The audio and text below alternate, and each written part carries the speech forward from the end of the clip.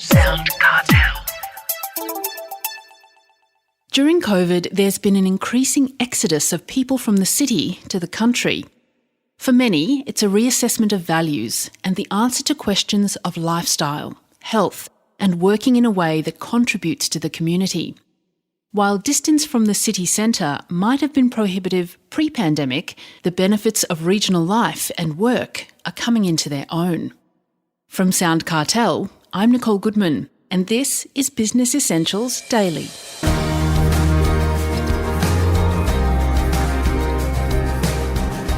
From an idyllic upbringing in a small rural community on the Eyre Peninsula in South Australia, to the pressures of a high-flying corporate career that almost destroyed her, Sarah Prime was forced to stop and reassess her life.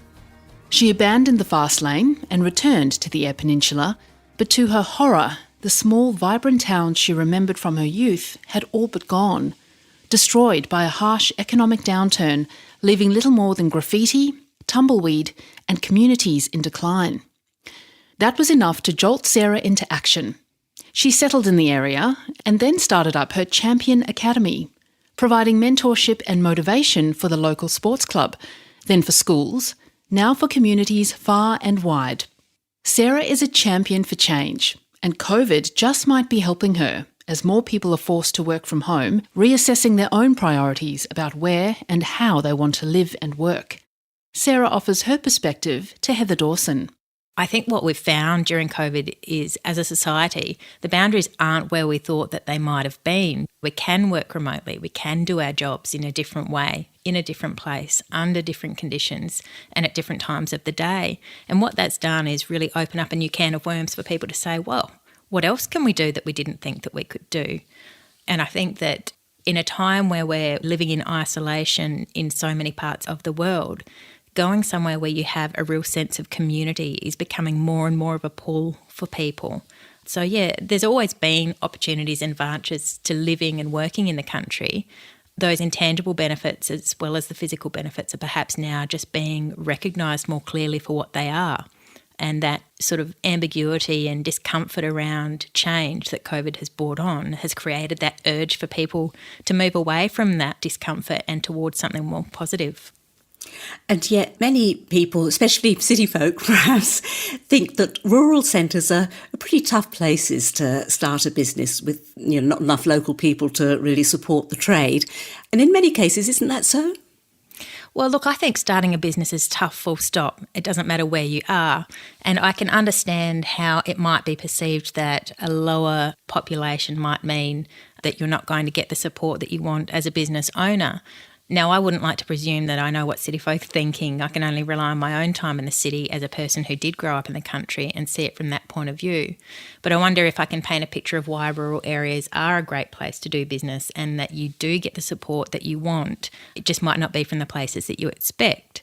So if we're looking at, say, the feasibility of business opportunities, you might have a low population area, so there might not be the foot traffic you're used to in an urban region or a larger regional centre.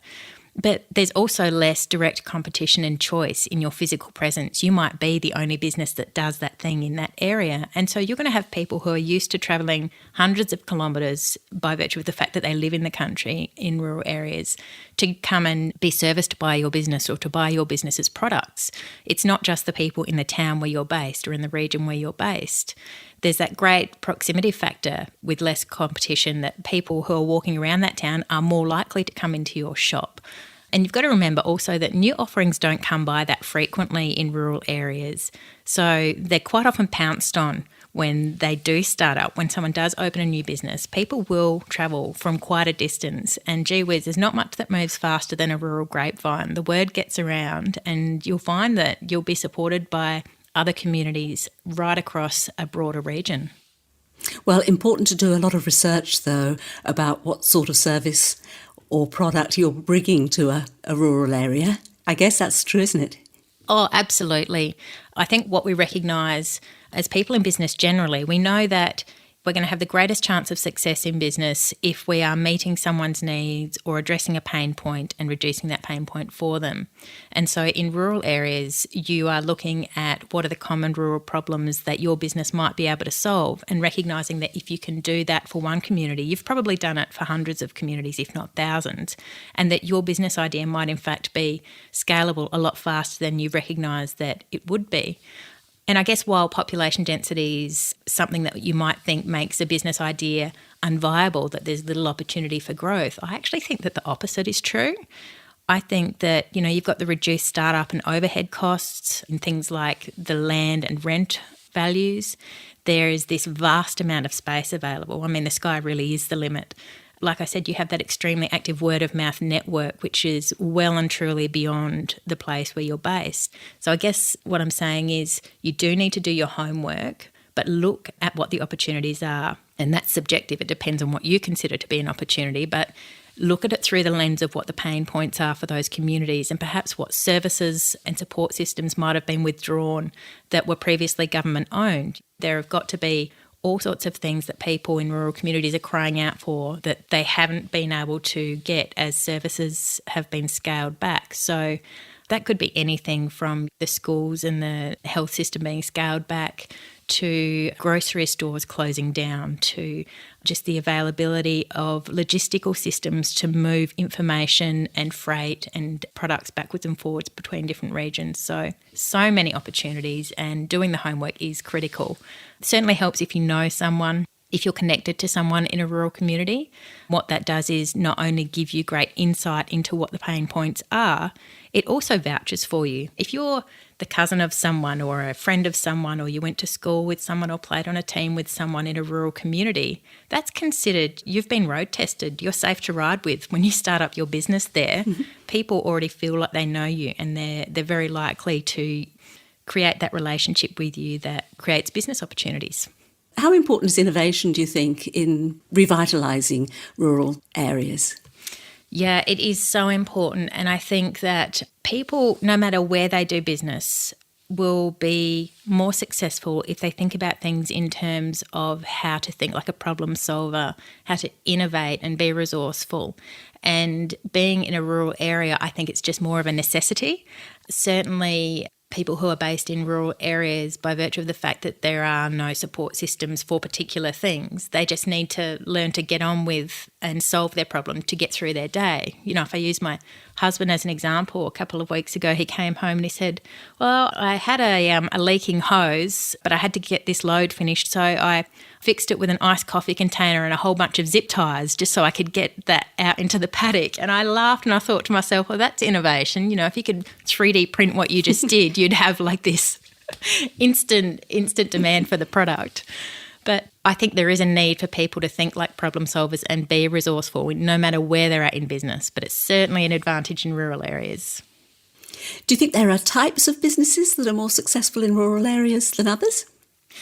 Yeah, I think that there are. I think communities are crying out for services and support systems that have been withdrawn, like I said. And certainly businesses that meet human needs and address pain points and create opportunities for the residents in those marginal areas will always do really well, because so many decisions that get made further up the food chain have overlooked them for a long time. And I'm not saying pork barrelling happens, but I'm a realist and I know that the numbers matter in terms of a business case to Treasury, and if there aren't those numbers to substantiate it, then you really can't justify some services. So having private companies and businesses start up something to meet the needs of those people is always looked at with great respect and is always well supported, especially one that will create jobs for locals as well. The more jobs that you can create locally, the greater that will be for that community, the better it will be received.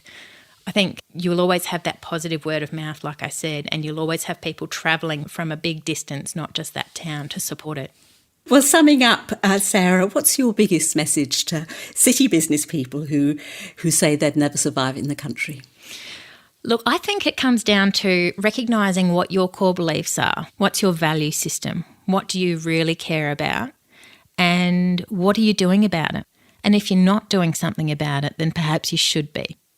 And it makes me smile in a way when people say, whether it's climate change and global warming or whether it's COVID, we've got to act now, we've got to do this. And I smile to myself and think, don't people realise their time on this planet has always been finite? We should always be looking at whether or not we're leading a life that is in accordance with the things that we care about and the things that we believe in. Now, I would couple that by saying, if you know that you're good at something, if you know that you have a particular strength or offering or service, then intersect that with what you care about. Where that intersects, you're going to have massive discretionary effort. Now, if you apply that to a business situation in a rural area, you cannot fail. You simply cannot when you are looking at what the needs of that community are and what the needs of those humans in that community are. And in doing that, you're going to feel so much better about it because it's not just about you anymore, it's for a greater good. And so my message to people everywhere is going to be to just stop living on autopilot and stop and look at the choices that you've got in front of you. If you're not living your best life, if you are not feeling as though your children have an attachment to sense of place that is going to develop them as people as they grow up, then why wouldn't you look at a community in a rural area where they're going to have bigger yards to kick the football, they're going to have more one-on-one time with their school teacher in a smaller classroom? Why not look at a place where you are not having to commute to work in traffic or you're going to have to pay for parking? Why not look at a place where you can build that business that you want to because of the value of the buildings and the land and the space that's available? If you've got a dream, now is the time to pursue it, as long as you are doing that rationally with the resources that you know that you have. I'm not saying throw everything out the window and throw caution to the wind. I'm saying have a really good think about the conscious decisions that you could make and the things that are within your control to live your best possible life for your holistic well-being, not just for your material worth. That was Sarah Prime, founder of Champion Academy, leading the charge to revitalise our rural communities.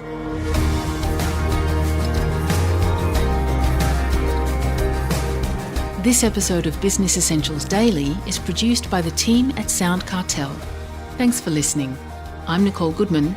We'll bring you more Be Daily tomorrow. Follow @BE Daily Podcast across social media and head to bedaily.com.au for more from the Business Essentials Daily podcast. SoundCartel.